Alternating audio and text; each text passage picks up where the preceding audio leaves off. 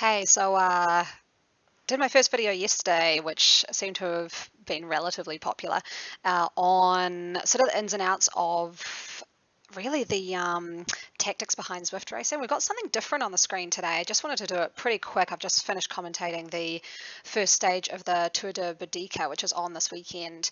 And the stage one was an individual time trial. And all this data is available on Zwift, which is awesome because you can kind of see what strategies work and what strategies don't. So the graphs we've got on screen are from Rachel Lieberman. So she took out the individual time trial this morning in the earlier race. So she races for 2024, and you can see beautiful graph here. This just looks amazing. Look how flat this line is. That's her power profile for the race, and you can see at the bottom through even like the elevation dips, she didn't like vary her power too much.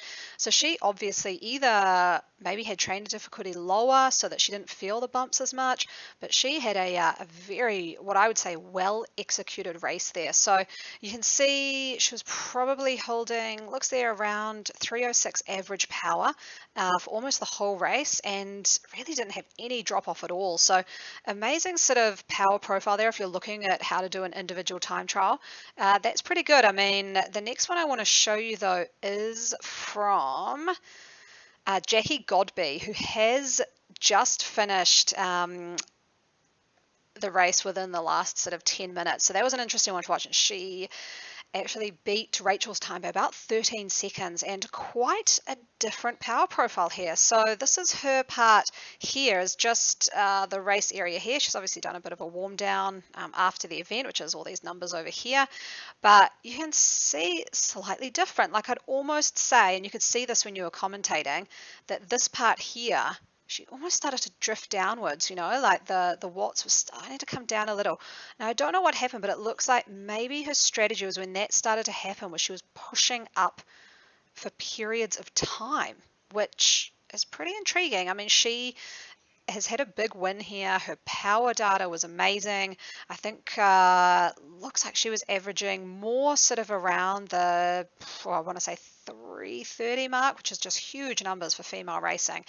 And if you look at these spikes, I originally thought maybe it was to do with the hills, but with the elevation down here, you can actually see that she didn't spike them over the hills. She just had periods of time, and it looks semi-regular, that she just spiked her power up. So it looks like her strategy, for sure, first half of the race, just stick to and maintain a power. Second half, do almost under and overs. So another really interesting strategy here. And then right down here, she dropped her power and then steadily built it up, did a big effort, built it up again, and then finished with what I would see as like a big effort here at the top to finish out the race. So a different power profile here, so a good one to see. Either go out at a standard sort of power number, try to maintain it and know what you're capable of, or go with a sort of what looks like a Jackie strategy, which is go out at a power probably higher than you can maintain. Then when you start to die and fall off in the last half, then do some over and unders. So that was an interesting difference here. I do want to follow show here as well another rider who said to me that they massively wrongly paced it.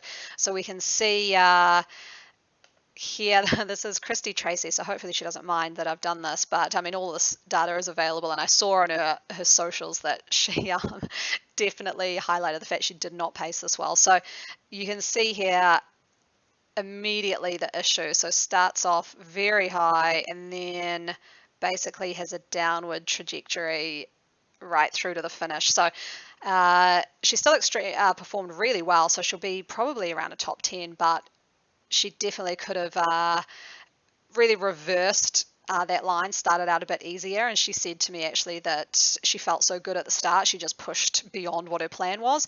And I think that's a good tip to anyone out there doing an individual time trial.